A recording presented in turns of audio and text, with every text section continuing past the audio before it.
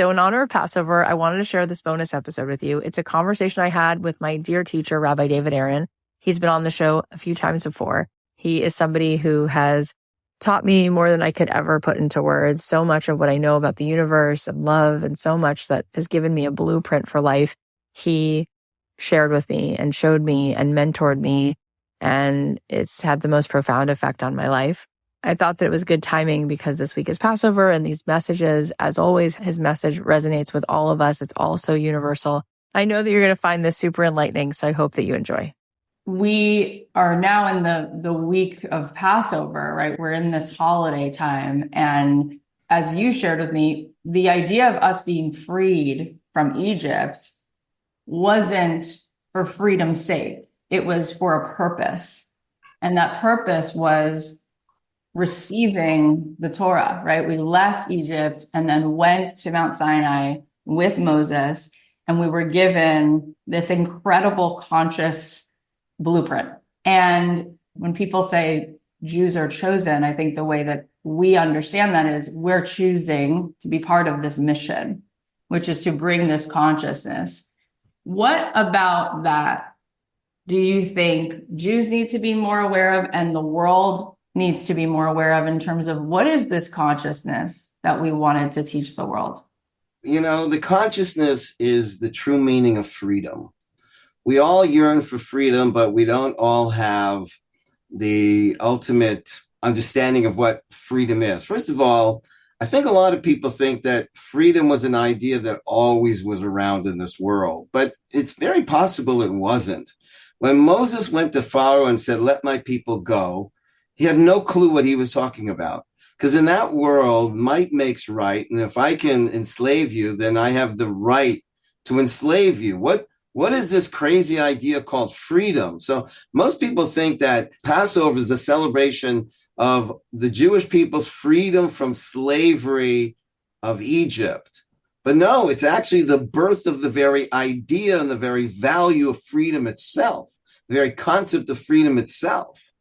And so that's the first thing we have to understand, that until that story, it's very possible that even we know the idea of freedom. Is it possible that before that story, the world never heard of the idea of freedom? Freedom was not a word. It wasn't a concept. It wasn't ideal. You don't free slaves. If you can enslave them, then you have every right to do that because, you know, we live in a jungle. But what really is freedom? When we get out of Egypt, we're free from oppression. We're free from having to do what somebody else is telling us to do. When we receive the Torah at Sinai, we're free to expression. Because I know what I don't want to do. I don't want to do what you're telling me to do and live your life. But does that mean I know what I want to do and live my life? And that's the harder freedom. Because a big part of that freedom is the freedom of the little Pharaoh inside us called ego. And that's one of the ideas behind the matzah that we eat, that yeast is described in our tradition as the urge to doing evil, which in modern psychological terms would be more what we would call ego, the self-centeredness. And we want to get over that. And so the truth is that we could get up in the morning, we could be free to go wherever we want, but we could still be slaves because we really don't know where we want to go, where we in our deepest depths want to go. And we become a slave to what media has taught us, or maybe what our friends have taught us. And the question is, what really is freedom? Freedom is to be the true you. It's called be beautiful. You know, beautiful is to be beautiful. And that is through freedom.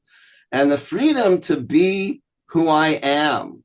And the big lesson in this story here is who I am is not an island. And you're not an island. You know, the problem with the world is it's all about me and it's not about us. And we got to move from the me to the we. And that's what happens when you're a slave to your ego and you're slave to this self-centeredness, the self-absorption. That's slavery. And the goal of the Torah's light is to guide us, to release ourselves from this foreign voice inside us telling us to do what we feel like doing, rather than being free to do what's right. And most people think that freedom is to do what I feel like doing. Animals do what they feel like doing. That's not freedom. They're enslaved to their instincts. Freedom is to do what you don't feel like doing, but you do it anyways because it's right, because it's good, because it's love. It's so powerful and it's so true because most people that we all know, especially in societies where there is freedom, are not free because what's happening in their mind feels terrible. And like you said, the mind can take you into a million different places that feels awful. And then there's this more elevated state of consciousness, which is where real freedom exists. And that is in a state of oneness. And that is in a knowing of what your purpose is at every moment.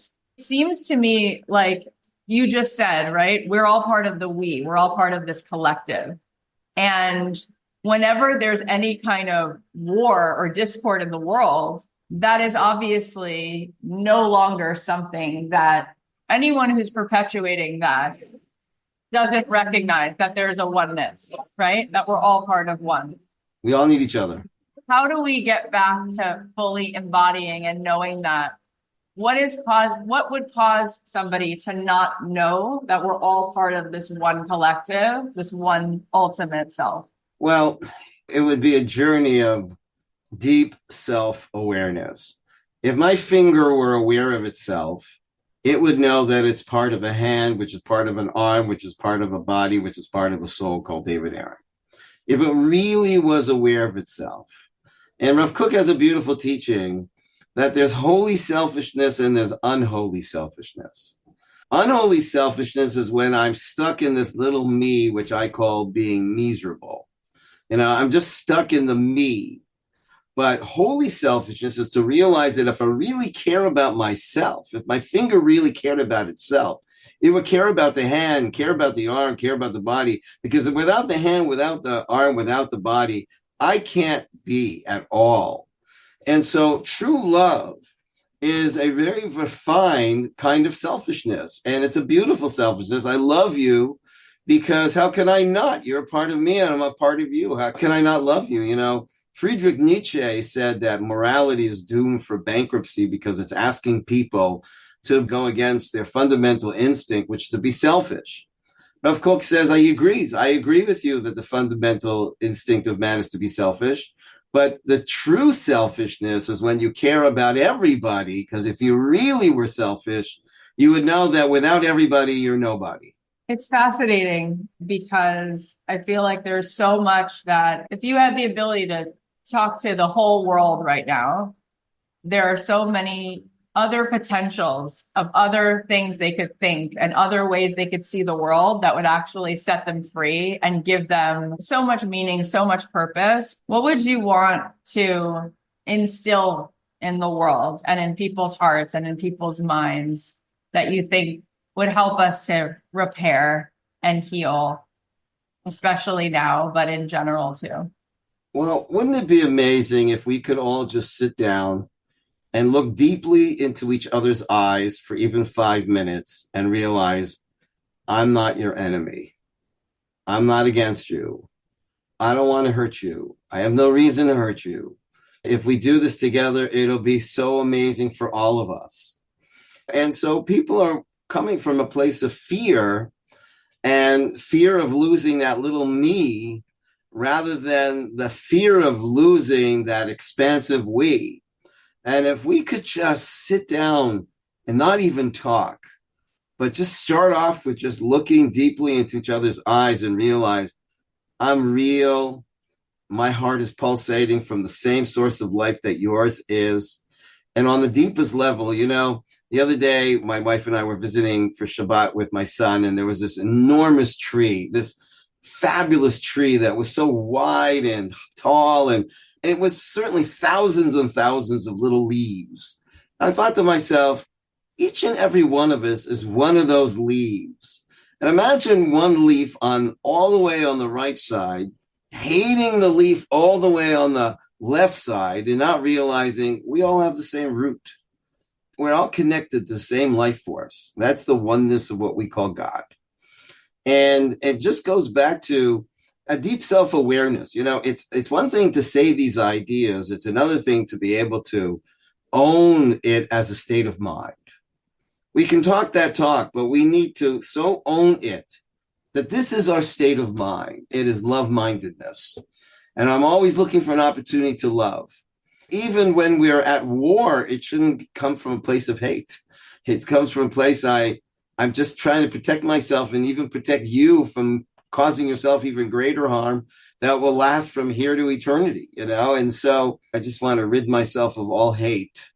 I remember one teacher of mine said, the world will transform, people will love more than they love hate. Because there are people that are loving to hate, and that's just disastrous. That's so disastrous. And we need more of this talk, and it just seems so simple, and it seems maybe shallow. Yeah, love.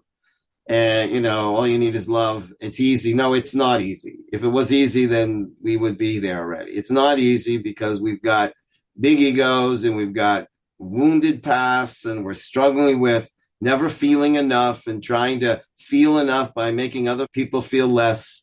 And we need to just get back to who really am I?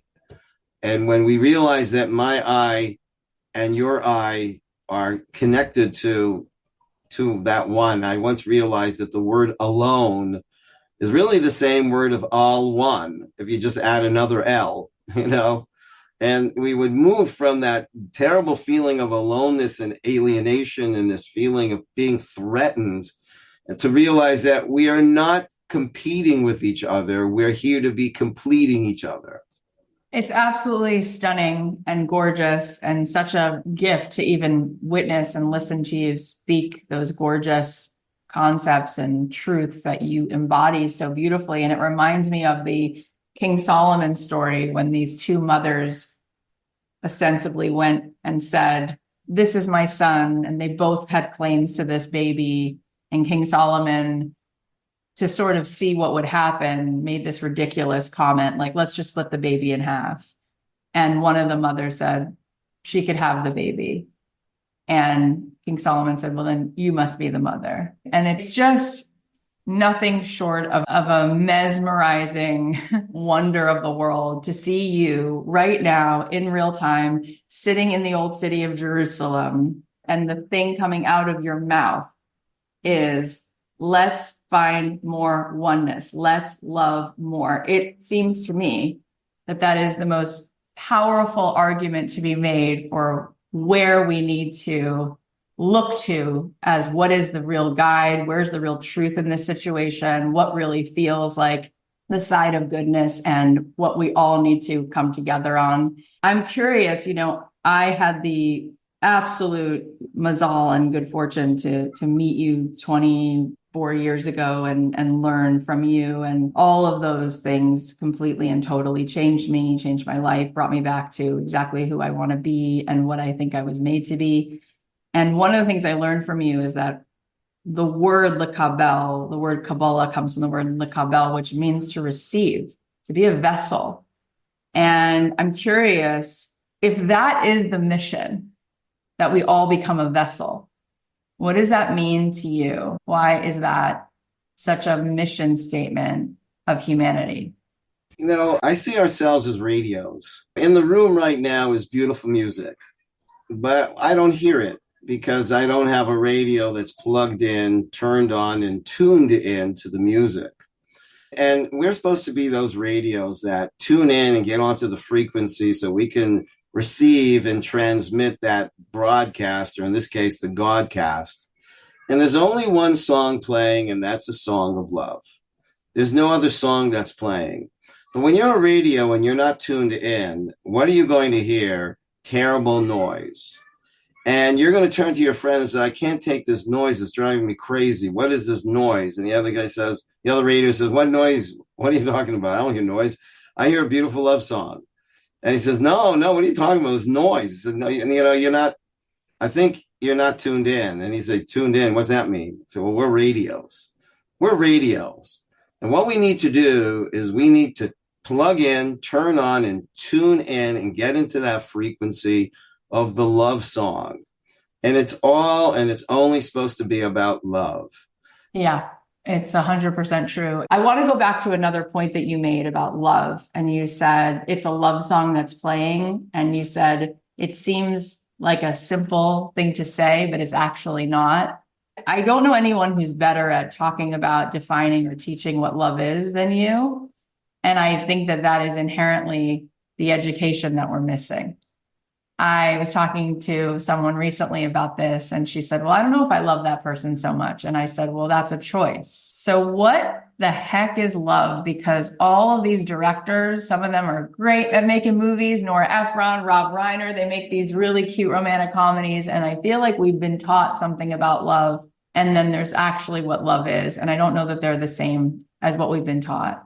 What does it mean to you to hear a love song? What does it mean to you to be the love song? So, the golden rule that the Torah brought to the world is love your neighbor as yourself. And very often people don't realize that that's predicated on loving yourself, because I know a lot of people, I prefer they not love me the way they love themselves. So do a little better job than that. So the first thing is, the strange thing is to really, really love myself. But to love myself, I got to know, who am I? As I mentioned before, my finger, if it would love itself, it would surely love the entire body, because it would know that in and of itself, it's nothing. So the first thing is to really begin to deeply understand, who is the self? Who really am I? But most people don't realize that that famous phrase, love your neighbor as yourself, actually has two more words to it. I am God. Actually, well, in Hebrew, it's two words, but in English, it comes out to be three. I am God. But it doesn't even say I am God. It says the word, the tetra, which is in Hebrew, the yud, then the hey, then the vav, the hey, which really means I am all there ever was, is, and ever will be, which means there is only one I am. If we realize that there is only one I am, and your I am and my I am are branches of, or streams flowing from one I am, how could we not love each other? So loving another person is an emotion that you feel when you deeply realize and experience that we are one. We cannot not be one. It's too late. It never will be different than that. We're all someone, some of that one. And each and every one of us is some one of the one, which is what we call God. And if we get to that deep self-awareness that myself is a part of a greater self that I share with all of mankind, then the realization of that and the practice of that truth. When it says love your neighbor as yourself, you can't have a commandment of an emotion. No one can tell you feel this. So love your neighbor as yourself is an action. Speak in a loving way, even if you don't feel like it. Act in a loving way, even if they annoy you. But when you act and talk in a loving way, then you will not be faking it till you make it, but you'll be faking it till you awake it. Because deep inside, we will awaken to the truth of who we are and who we're a part of. We're part of that one self, and each and every one of us is a different color in the spectrum of that light of total oneness. But most people, their understanding of love, or to be more correct, the misunderstanding of love, is that, who's going to serve my needs? How are they going to compliment me? What can they do for me? When love is, what can I do for you? And if it's all about what I can get from them, then that's not love, that's business. And, in business, it's not nice to say, but if one company is providing a service, but you can get it cheaper and faster and better from some other company, you leave the company. And that, I think, is the problem of many, many marriages, that the foundation of the marriage is really a business deal. It's what will I get from you? Okay, what will I give to you? But still, there's a transaction going on over here rather than an action of love. And we need to get out of this business model of what I can get from you. Under the wedding canopy in the Jewish tradition, the groom gives his wife a ring and says, Harayat mikudeshetli, you are sacred to me. Sacred means you're not here for my use. On Hanukkah we say, Nerot halalu kodesh ham, these candles are holy. We're We're not allowed to use them. What makes something holy is it's not here for your use. I'm not here to use you. My sister was on a date before she was married, and the guy asked her, do you like to cook? She said, no. He says, you like to clean? She said, no. Do you like to do laundry? She said, no. She said, can I ask you a question? He said, sure. She said, is this a business interview? I'm not looking for a job. So people have got this insane think that what can I get from this person? And it's not about using another person. And when you're here to use people, that's the beginning of abusing people also. And so we got to get into this mindset. And it just starts off with, if every one of us could just today on our phone send a few kind words to one person, that would change the world. We think that it's the big things that change the world. Rav Kook says that great people do small things in great ways. And it's really the love is in the details. And if we could just begin to speak in a loving way and act in a loving way, then we're not faking it till we make it. We're faking it until we awaken. It's absolutely beautiful. And something that you just said so clearly is, if we're supposed to love our neighbor like ourselves, what you really just shine such a light on is that we don't know what the self is. If you're supposed to love your neighbor like yourself, but you are identified with your ego, you're in that constant hyper-vigilant fight or flight mode of thoughts that is all egotistical, self-serving, because that's what the ego does. It wants to keep you safe, and it's all about you.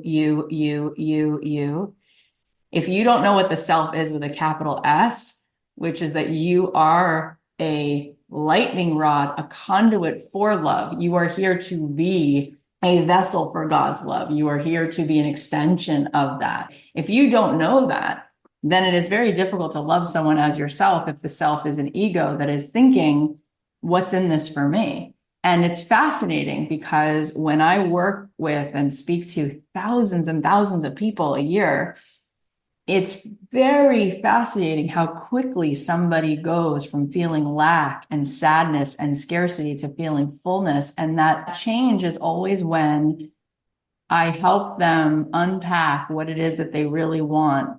And we realize through a conversation that they don't want a pile of things. They don't want a list of people's approvals. They actually want the feeling of their own inner peace. They have much bigger dreams than wanting things from outside of themselves to make them feel whole. They want the feeling of wholeness from within. They want a mystical experience. They want to feel connected to the divine.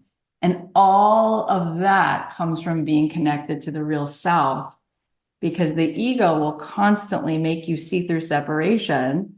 And therefore, it's a lose-lose. You'll never arrive. There's no arriving from that place. So what does that bring up for you that you would want to remind people of, that the Torah instructs us, that the work of the Zohar and the Talmud, like what are some things that help us to remember who we are and remember what we're here for? Well, look, everybody wants to feel good about themselves. Nobody wants to feel bad about themselves. We all want to feel good about ourselves. And I once thought of this theoretical situation. What if a person had a choice that they could be loved or they could love, but they couldn't have both? They couldn't have both. So which would you choose? To be loved or to love? Now, of course, this is not a choice, and God willing, we could have both. But just theoretically, so we can understand what really, really makes us feel good about ourselves. And I thought about it, it hit me when my daughter got married. And it surprised me how kind of easy it was for her to move on and move out and start a life with a man that I barely know. And I've been in her life all these years. And I realized that when you love somebody, you feel part of that person. When you are loved by someone, you don't feel as much part of that person. And so all these years I've been loving her, but she didn't have that much, opportunity to love me because, the child. And so we love our children, and it's hard to say this, but it's the truth. We love our children more than our children love us. Why? Because we give to them. And when you give to someone, you get beyond yourself. You invest in that person. They become a part of you. You become expanded. We feel actually happier when we're giving love than when we're receiving love. And we should get both, God willing. We should all be blessed with both.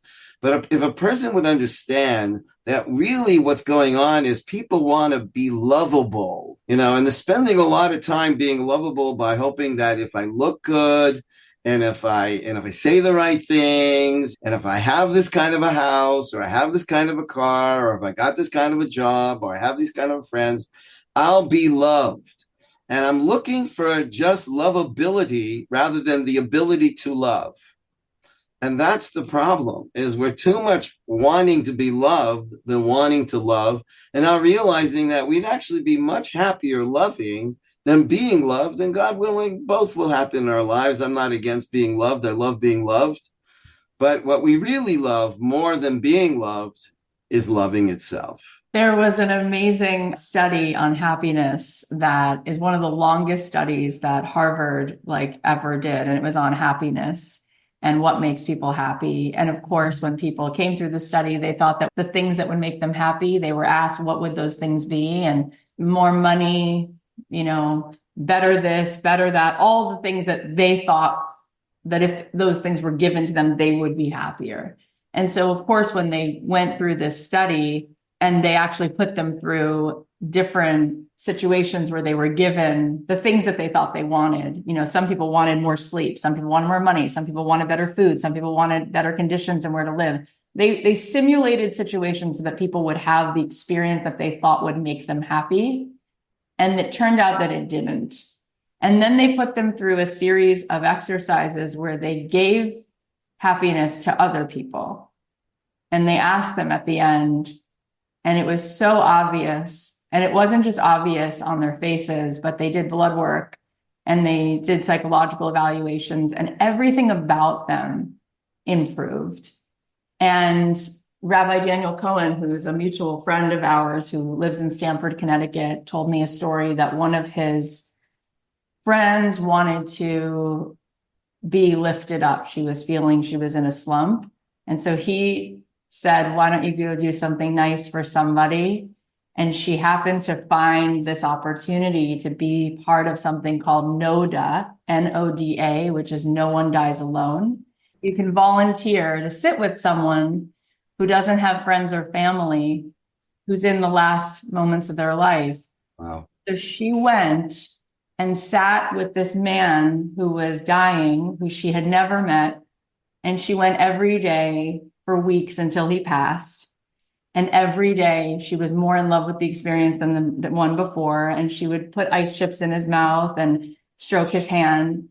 And no one was there, no family, no friends. And she cried so hard the day that he passed. And she said to her mother on the phone, you have no idea what this experience was for me. And I can't tell you why I was sobbing. I didn't even know this person. And the mom happened to ask her, what was his name? And she shared it. And she said, do you know that person that you just shared, he's the OBGYN that delivered you. Oh my God. Whoa. She said, what did you just say? Mother said, he brought you into the world and you helped him leave this world. Wow. And the levels of epicness in that story, because she didn't even need to know that. And it just so happened to be that. But the gift in loving someone for no reason, I mean, that is the ultimate defining lesson of my life, which you taught me, that love is for no reason. And being able to give away love for no reason makes you happier and more fulfilled, because you emulate God when you do that. You more than emulate God, you are literally a channel for the presence of God, because the very presence of God is love. I'm not saying that love is God, but God is manifest as love, as peace, as truth, as kindness. And when we become channels for love and all the ingredients of love, then we are full, and by helping others be full. And, we're in a world that it's all about being a go-getter. when we really need to learn to be go-givers. It brings me back to something else that we've talked about so often, which is so obvious in this conversation, which is that the opposite of depression is not necessarily happiness, but purpose. And I think that when people don't feel needed, or that their life contributes, that their life mattered to someone else, it's very easy to kind of get off track and to have your mind kind of consume you. And then the purpose could become hate, or the purpose could become negativity. But when you think about the conversation we're having right now and how every day is an opportunity, like a playground of how many people's lives could you insert love into, and how at the end of the day, when you go to sleep at night, could that make you feel so full that you had the ability to improve someone else's life? I think that that's really what you're teaching. That's what you become. You are a billboard. You are a walking model of that possibility. And I think that's what people deeply need to know, that God needs you here, that there is something about that. So can you say something for people who really think that that sounds nice, but don't really believe that? How can we know that we're needed if God is God and we're just little old us? It's very easy to compare ourselves then to other people who maybe seem more needed or more impressive. And meanwhile, we have this ego that is all about me, me, me. So between those two things, we don't think there's much for us to offer. And then the ego tells us, here's what I need that I'm lacking. And it winds up being a recipe for a lot of static. So what do you think could be helpful in people hearing? Is there anything in the text, or is there anything that comes from this very, very old, very beautiful wisdom of Jewish tradition that helps us know that we're needed, that helps us know that actually what we're saying doesn't just sound good, but it is true? Well, what comes to my mind is, imagine you're on a plane and there's an announcement on the plane, is there a doctor on board? And when you hear something like that, you realize that somebody is in bad shape. And imagine I run up to the stewardess and say, how can I help? I'm a rabbi. And she says, sir, this man is having a heart attack. I don't need a rabbi. I need a doctor. Oh, so I'm not needed. And then the next guy runs up. He says, how can I help? I'm an artist. I'll paint his picture. No, sir, we need a doctor. Oh, so I'm not needed. No, you are needed as a vehicle for beauty in the world. But in this situation, we need to save this man's life. Everybody has been gifted with a ability, and our Torah teaches us that nobody, just like your fingerprint will never be repeated in all of history, your soul print will never be repeated in history. There's something that you can give, and I don't want to say to the world, because that makes us say, well, if it's only to a lot of people, then it's not needed, it's not important. It could be just one person that literally changes the world because you did that for that one person. Every single one of us has something unique that we can contribute. And you said that God needs us. It's actually much deeper than even that, because there's two kinds of love. There's mature love and immature love. Immature love is to live with children. I love my parents because I need them. But mature love is, I need you because I love you. When you enter into a marriage, you're choosing to need somebody. That's what love is. God didn't need to need us. It's something, when you're dating someone, you don't want someone who's needy. What do you mean you don't want somebody you need? You want someone that needs you? No, I want someone that needs me, but doesn't need to need me. They choose to need me. So really, in the deepest teachings, God loves us and chooses to need us. And we are here to deliver a package. It's not FedEx, it's GodX. There's somebody in this world that God has asked us to deliver a package of love. I don't know what that package looks like. It might be finances. It might be listening. It might be a hug. I don't know.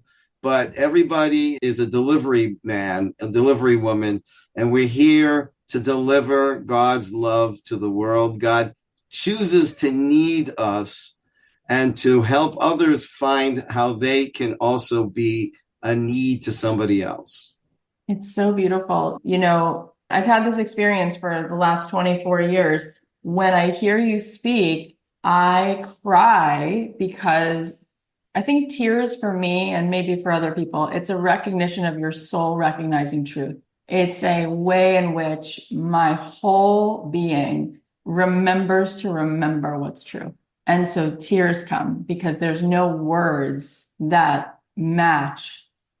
You know, I remember when you shared with me that we all think that love is earned, which is so much a part of this whole conversation. And you said, when you have a child, what did you do to earn their hands? What was it? What did you do to earn their face? And what's inherent in that is how much God loves us, how much we're given that we didn't have to earn. And we have this mind that comes from ego that's constantly perpetuating what's lacking, that we almost don't even have a relationship to deeply receiving what's already here and how much love. And I want you to speak to that, because the other side of this same exact coin is how much God is loving us all the time. And I think there is so much misinformation, the way people think about and carry shame about who they are, that part of what holds them back from loving other people the way they love themselves is a deep feeling of shame and inadequacy and not feeling loved by their creator. And therefore, it perpetuates the state of being where they can't come into wholeness because they don't deeply know that they're loved in and of themselves just because. What do you want them to know about that? And how can you let people know that God does love us when they're so convinced that there's no way that that's true? Well, first thing is, the way we celebrate Passover is by telling the story. We're celebrating freedom by telling a story, because the key to freedom is the story you tell yourself and the story you tell other people. And we don't realize how free we are in deciding what that story is. I could choose to tell myself a story that I'm worthless, that I'll never be enough, and that I'm hated, and that I am abandoned by the universe and by God. I could tell my story that if I look myself deeply in the eyes and I realize how just one eyeball is incomprehensibly miraculous, and I got two of them for free, not to mention my ears and to my brain, and realize if I woke up in the morning and someone left at my door $1 million, would I think someone must hate me? Because they must hate me that they want to drop $1 million on my porch and dirty my porch, and now I got to clean up the $1 million. You wake up every morning and you got this gift of life that just came to you that you did nothing for, and you're asking, does somebody love me? Does somebody love me? I don't want to be unfair. There's a lot of pain going on, a lot of pain going on, but that's what we can choose to look at. I'm not denying the pain. I'm not struggling with it, and I'm not being disrespectful towards. Yes, there are people in pain, but it's a story you tell yourself. Am I a victim or am I blessed? And am I more blessed? And maybe someday I'll be able to see that even the pain that I went through was actually coming from a loving creator who was setting me up for greatness. I call it, when people share with me that they're in a terrible situation, I say, well, you've just entered into Soul-Olympics, not the Olympics, the Soul-Olympics. And your loving coach is training you for enormous greatness, to contribute in a way and to make a difference that you can't even imagine right now. And someday, with 20/20 hindsight, you'll see that it was always and it was only blessing, and it was always and only love. It's hard to see it, but at least we should start looking at the things. I'm thinking about the splitting of the sea. And, wow, that's a miracle. Wow, it's a miracle. But that's so interesting. Let's say the sea split and we'd all be blown away. Next day, it splits again. We go, oh, wait a second. That happened yesterday. Then the next day, it splits again and says, oh, this is just nature. So this just happens every day. So we got it all wrong. We think nature is unimpressive and miracles are proof of God. And yet, if a miracle happens every single day, then why is that now become nature and not a super miracle? And why is it that when something is repeated, it becomes less appreciated rather than more shockingly beautiful and wondrous? And we should be thankful for it. And so just to be able to move my hands should really be enough for me to say, okay, somebody loves me, because I didn't know how to do this on my own. I don't even know how to do any of this on my own. I don't even know how to talk. I didn't teach myself to talk. And the love in my heart, I didn't teach my heart to love, and I didn't invent love in the first place. It's just something that visits my heart and seeks to be bursting out of my heart to other people. And if that's not love, what is? You know, this time that we're in, we're all in it, right? So you don't have to be celebrating Passover to still be in the energy of this time. And I've heard it said that Abraham wrote, they believe, this book, the Sefer Yetzirah, which is like carbon dated to be one of the oldest writings of the zodiac, which are the orders of the stars. And apparently it's been said that he sort of authored this. And why that makes sense to me is because there's an energy to every month. There's an energy to it. And the Jewish calendar follows that lunar calendar of the months, of the stars. And so this month, you know, a lot of people do spring cleaning. A lot of people start to feel something that feels new. And so whether you're Jewish and celebrating Passover, which, by the way, I've heard that's the oldest, most consecutive, longest tradition of any religious practice, is the Passover Seder, that more people have celebrated that and kept that for thousands and thousands of years, more than like anything else, which is awesome. But whether you're doing it or not, there is an energy in this time that we're all collectively experiencing, just the way we all experience an energy in winter. So what is the energy that everyone can tap into, the energy of freedom, in the sense that you really mean freedom, that we know what freedom is about? What can we tap into? What is more available in this time than typically available that would be healthy and helpful for the world to tap into? Well, I think it's the energy of spring. And it's interesting, even the word springing out. It's like we're in this dark time, this cold time. Winter is over, and the time is now to break free from the darkness, break free from that feeling of loneliness, and break free of the addictions to my past, my obsession with what was, and break free and spring into a new orbit of realization of possibilities. And that's what freedom is about, that I don't have to keep telling myself the same sad story. I can write a new ending that will make the whole story a completely new story. And it won't even be an ending either. It'll just be a new chapter that everything retroactively will suddenly make a new sense. And it will just be awesome. I love that so much. And, you know, sometimes I think about how we experience a day as 24 hours because we're sitting in this geography in the universe where we have a rotation of the sun and the earth. But if you went to Jupiter, a day is not 24 hours. A day is 9 hours and 58 minutes because of the distance between Jupiter and the sun. And if you go outside of our solar system, an hour is 26 seconds. And where I'm going with this is if you zoom out of this little, the universe is very, very, very, very, very big, right? So if you zoom out and you move location in the universe, time evaporates completely.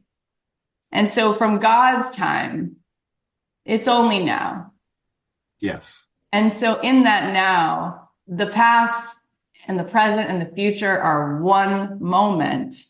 And so in God's experience, when you zoom out of time, and there is no time in the fifth dimension, it's beyond time and space, beyond gravity, beyond everything we experience in this particular location, literally. What is that vision that God's already experiencing beyond time and space, right? Like, what is that? Because that is existing now somewhere that now is already now.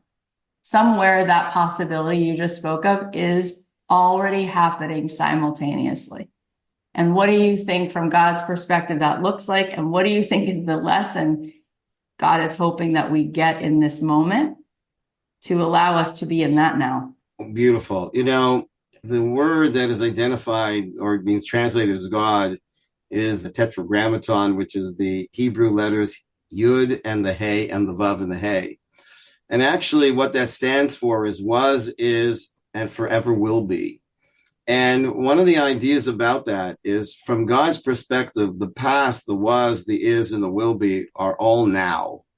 And it's like, imagine you're an ant walking across a painting. Where you are is the present, where you were was the past, and where you're going is the future. But we, looking at the painting, see it all now, right? History is a painting, and we're walking across the painting, and we can choose how we want to walk across this painting. We can hang out on all the dark lines and think it's all black and dark and sad. But the truth is, from God's perspective, it's all now. And we, in order to tune into God, we also have to be on the frequency of now. And love is on the frequency of now. When you love somebody, or when you love what you're doing, you are immersed in who you are with and what you are doing now. And you don't love somebody later and say, well, I loved you then. It's a complete merging of, we are together in this now. You know, it's space that separates us. Where you are and where I am is separate. But right now, we are all in this moment right now. This now is uniting us.